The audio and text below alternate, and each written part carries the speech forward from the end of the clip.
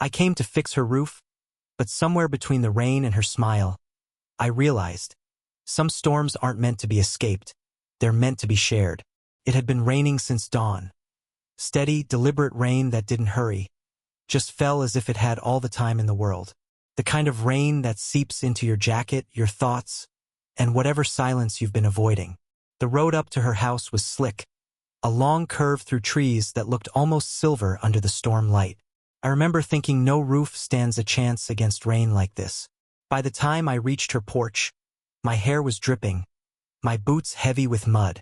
I raised my hand to knock, but for a second, I just stood there, listening. The house creaked faintly under the wind, and I could hear the rhythm of water hitting the old wooden deck. It smelled of wet pine and thyme. When she opened the door, I almost forgot why I'd come.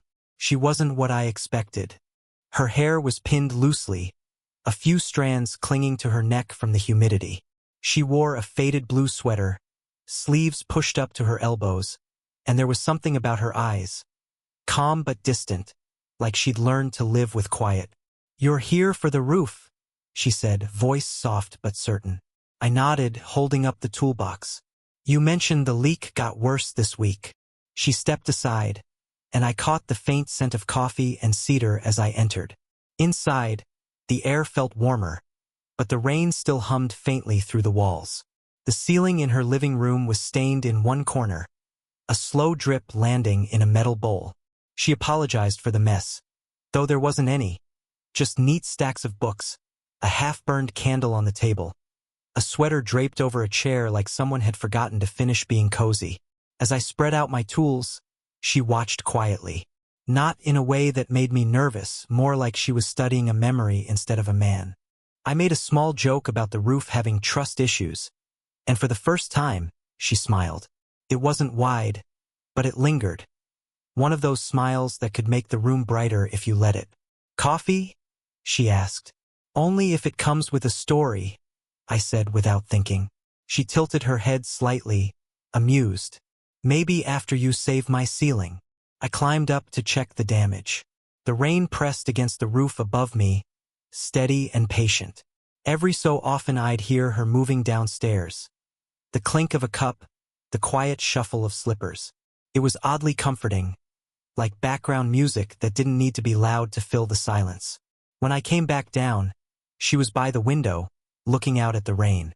The light caught her profile, softening every line of her face. I told her what needed fixing, but she just nodded slowly, as if my words were only half of what she heard. That was the first moment I realized it wasn't just the roof that needed mending. Something about her silence told me there was a part of her still waiting for the storm to end. The storm hadn't eased. It just changed rhythm. Softer now, but constant, like the sky was breathing. Inside her house, it felt like a different kind of quiet, one that didn't demand words. She'd left me in the living room to fetch something. I looked around, framed photographs of places, not people. The corners of the room told stories. A shelf with 2 cups instead of 4. An empty hook by the door that still seemed to remember the weight of a coat that wasn't hers. When she came back, she carried 2 mugs of tea instead of coffee. Steam rose from them, curling in the cool air. "Thought you might want something warmer," she said. I took one, careful not to brush her hand, though she didn't seem afraid of closeness. She just existed in it, calm, self-contained, like someone who had learned not to expect too much from company. As I worked, the rain's rhythm followed me, tapping above, whispering against the glass.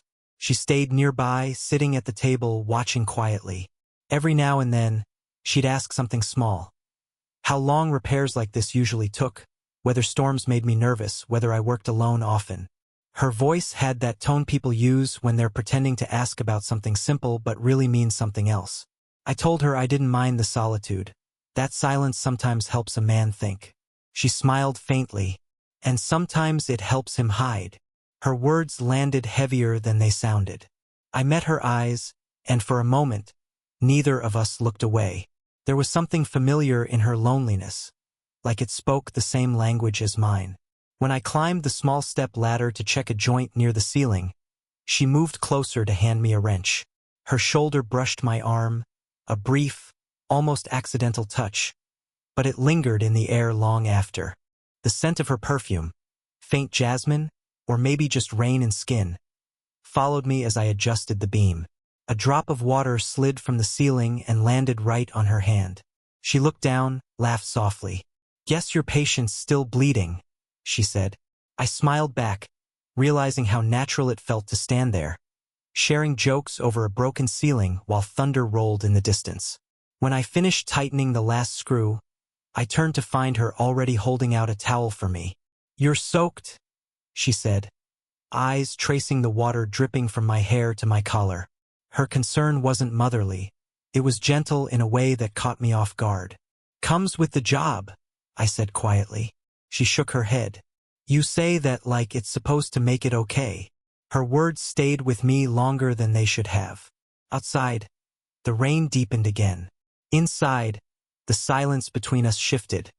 No longer empty, but alive. The kind of quiet that listens. The kind that remembers. And in that soft space between words and rain, I realized I wasn't just fixing her roof anymore. I was learning the rhythm of her solitude. By late afternoon, the rain hadn't stopped. It just changed its mind about how hard to fall. I'd already fixed the living room and the hallway, but she mentioned one last leak. The worst one, she called it, in the room upstairs. She hesitated before leading the way, wiping her hands on the hem of her sweater as if she were suddenly nervous about her own space.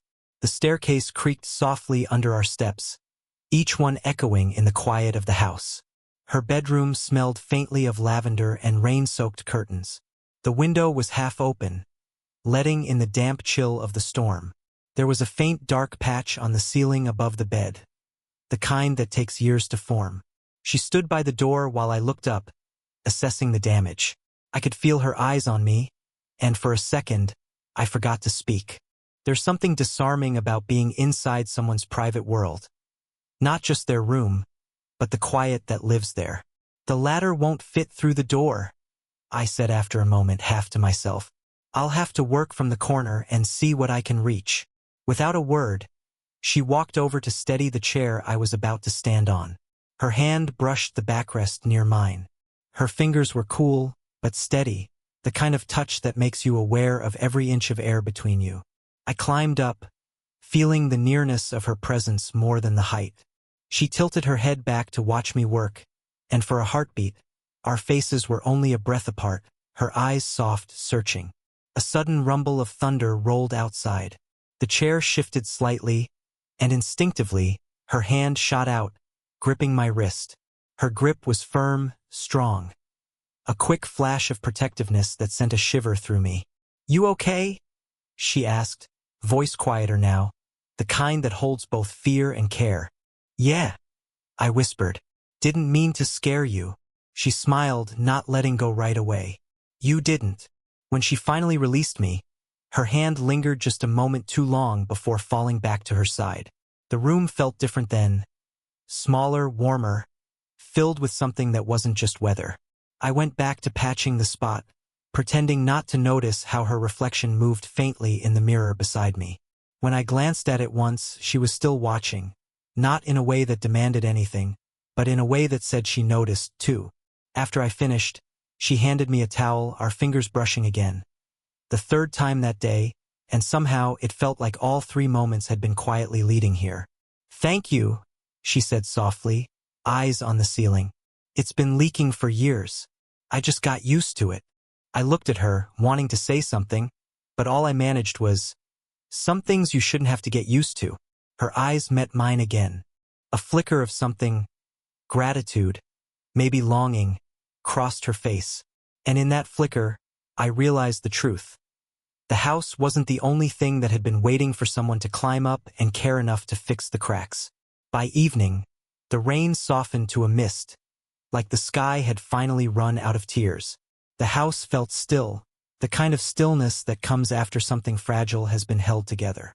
I was packing up my tools when she appeared in the doorway, arms folded loosely, leaning against the frame.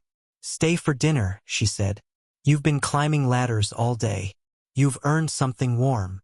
I hesitated. Part of me wanted to keep my distance, Tell her it wasn't necessary, that I should get home before the roads flooded again.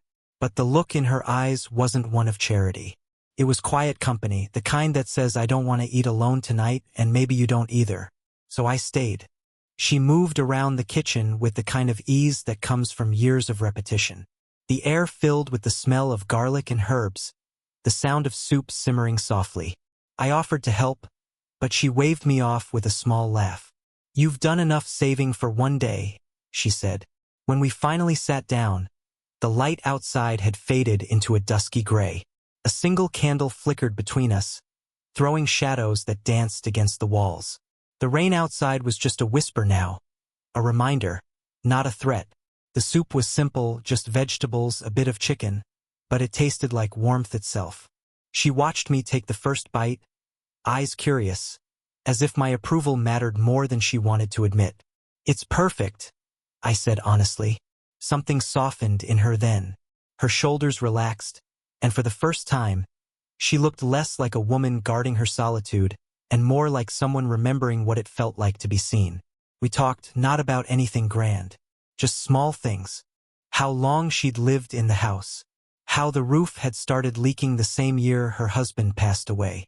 She spoke about him without bitterness, just a calm acceptance, like the pain had learned how to fold itself neatly into memory. I listened quietly, not trying to fix anything this time. There's a kind of respect in just listening, in letting silence do some of the work. At one point, she laughed, really laughed, at something I said about my first job. It was sudden, bright, and completely disarming. The sound filled the room, spilling into corners the rain had once claimed. When she reached to pass me the breadbasket, our fingers touched. Not by accident this time. Her thumb brushed against mine, light but deliberate, like she was testing how it felt to let warmth back in. Neither of us spoke about it. We just kept eating, pretending the moment hadn't happened while both of us quietly replayed it in our heads. By the time I helped her clear the table, the candle had nearly burned out. She thanked me again for staying, but the way she said it felt like she meant something else. As I walked toward the door, she stood a little closer than she needed to. Not close enough to cross a line, just close enough to make the air hum. That night, as I drove home through puddles that shimmered with streetlight reflections, I realized I could still smell her perfume on my sleeve. Faint, like a promise that hadn't yet decided what it wanted to become. The next morning, the world smelled clean. That sharp, earthy scent that follows a night of heavy rain. I returned to her house to finish sealing the edges of the roof. The sky was clear, but puddles still shimmered on the gravel, holding tiny reflections of the sun. She opened the door before I could knock. Her hair was tied back loosely, the faintest trace of tiredness under her eyes. But there was also something lighter about her, like the storm had rinsed some invisible weight from her shoulders. "I didn't think you'd come back this soon," she said. "I said I'd finish the job," I replied. She smiled small, knowing. Not every man keeps his word after the rain stops. There was something in the way she said it that made me pause. Words like that carry double meanings when spoken softly. I climbed up to the roof one last time. She followed me outside, staying near the ladder, holding it steady without being asked. The wind had a warmth to it now, carrying the smell of damp leaves and the faint sweetness of the garden below. Every so often, I'd glance down. She'd be there, one hand on the ladder, looking up, her eyes unreadable. When I finally came down, she handed me a glass of water. Her fingers grazed mine again. A light touch, familiar now, but no less disarming. Inside, she looked at the ceiling where the leak had been. The patch was dry, smooth, almost new. "You did it," she said quietly. "No more rain inside." I nodded, setting down my tools. "It should hold for a long time." She took a step closer. "It's strange," she murmured. "The silence sounds different now that it's fixed." Her words hung in the air between us, and suddenly, that silence she spoke of filled the entire room. I could hear her breathing, steady but a little uneven. My heartbeat matched it, the way thunder once had matched the rain. "I should probably go," I said, though my voice didn't sound convinced. "Probably," she agreed. Neither of us moved. Her hand brushed the edge of the table, fingers tracing the wood like she was stalling for time.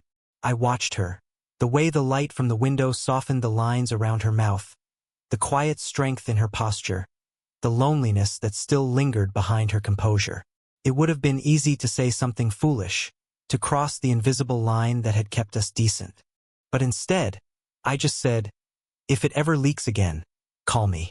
She smiled, slow, genuine, a little sad. "What if it doesn't leak, but the house just feels too quiet?" I looked at her then, really looked, and for the first time I realized she wasn't asking for repairs. She was asking if silence could be shared. I didn't have an answer, so I just nodded, stepped back toward the door, and left her with the promise unspoken. Outside, the world was dry again, but the air still felt heavy, like rain that hadn't decided whether it was done falling. It started raining again 2 nights later. Not the hard kind, just a steady, familiar rhythm, soft enough to sound almost thoughtful. I told myself it wasn't my concern anymore. The roof would hold. My work was done. But I couldn't stop thinking about her. How she'd stood in that doorway. How her words had felt less like gratitude and more like an invitation she was too careful to say aloud. Around midnight, I gave up pretending. I grabbed my jacket, keys, and went. The road back to her house was dark, slick with rain. Every turn felt slower, heavier. I didn't know if I was going there to check on her roof or to see if she was thinking about me too. Maybe both. Her porch light was still on. She opened the door before I could even knock, as if she'd been waiting. Her cardigan was wrapped around her, hair slightly messy, eyes wide with something that looked like both surprise and relief. "You came back," she whispered. "Just wanted to make sure the storm wasn't giving you trouble," I said. Sounded like an excuse, even to me. She stepped aside wordlessly, letting me in. The house smelled of rain and candle wax. Somewhere, a record was still spinning softly, the kind of music made for quiet rooms and slow thoughts. We stood by the window for a while, watching raindrops chase each other down the glass. Neither of us spoke. The silence wasn't awkward, it was full, heavy. A heartbeat that neither of us wanted to interrupt. Then she said it, quietly, almost to herself. "A man who can keep the rain out can stay for a storm." Her voice trembled just slightly at the end. The words hung between us like a line neither of us dared to step over. Yet somehow we already had. I turned toward her. She didn't back away. The candlelight painted soft gold across her face, catching the edges of her eyes, the curve of her mouth, the small, nervous movement of her hand as she brushed her hair behind her ear. I wanted to touch her, not out of impulse but out of understanding. The kind of touch that says, "I see you. I've seen you all along." But I didn't move. Neither did she. Instead, we just stood there, inches apart, listening to the sound of rain against the window. A sound that suddenly felt more like a secret than a storm. She looked up at me, her eyes steady, unreadable. "You don't have to fix anything tonight," she said softly. "Just stay until it passes." So I did. I sat beside her on the couch, the two of us wrapped in the dim glow of the room. The rain kept falling, outside, but not between us anymore. And for the first time, I understood what she meant. Some storms don't ask to be stopped. They ask to be shared. Morning arrived softly, the kind of morning that doesn't announce itself, just drifts in through half-open curtains and the faint scent of wet earth. The rain had stopped sometime before dawn. The silence it left behind felt different now. Fuller, like it had learned to breathe again. I woke to the sound of her moving in the kitchen. Gentle sounds, the clink of a cup, the low hum of the kettle. For a moment, I just sat there on her couch, the blanket she tossed over me sliding to the floor. The air still carried that faint sweetness of rain mixed with something distinctly hers. Lavender, coffee, and quiet. When I walked into the kitchen, she looked up from the counter, startled at first, then smiling, that slow, hesitant kind of smile people give when they're not used to having company in the morning. "Did you sleep okay?" she asked. "Better than I have in a while," I said truthfully. She handed me a mug. Our fingers touched, just lightly, and this time there was no tension in it, no second-guessing. Just warmth. The kind that says you're meant to be here at least for this moment. We sat at the small wooden table by the window. Outside, the yard glistened, leaves shining like glass, puddles catching bits of sunlight that had finally decided to return. Birds picked through the grass, unbothered, as if the storm had never happened. For a while, we didn't talk. We didn't need to.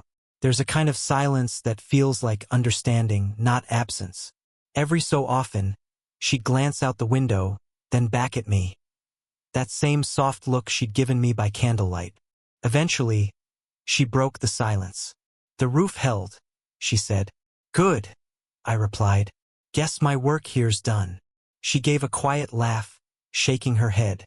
"Maybe, but you fixed more than the roof, you know?" Her eyes met mine, steady, honest. There was no hidden meaning now, no restraint, just truth wrapped in gentleness. I didn't answer. I didn't need to. Instead, I looked around, at the sunlight on her floorboards, the warmth returning to her walls, the faint trail of steam rising from her cup. The house felt alive again. After breakfast, I packed up my tools. She followed me to the door, standing there as I laced my boots. The morning light fell across her face, catching the gold in her eyes. "Will I see you again?" she asked. It wasn't a plea, just a question. "Maybe," I said softly, "if another storm finds its way here." She smiled at that, the kind of smile that lingers even after you turn away. As I walked back to my truck, the sunlight hit the roof. Clean, strong, unbroken. I looked once more toward the porch, where she stood watching quietly, one hand resting on the frame, like she was holding the moment in place. And as I drove away, I realized something simple, something quiet. I hadn't just fixed her roof. She'd shown me how to stop running from my own storms.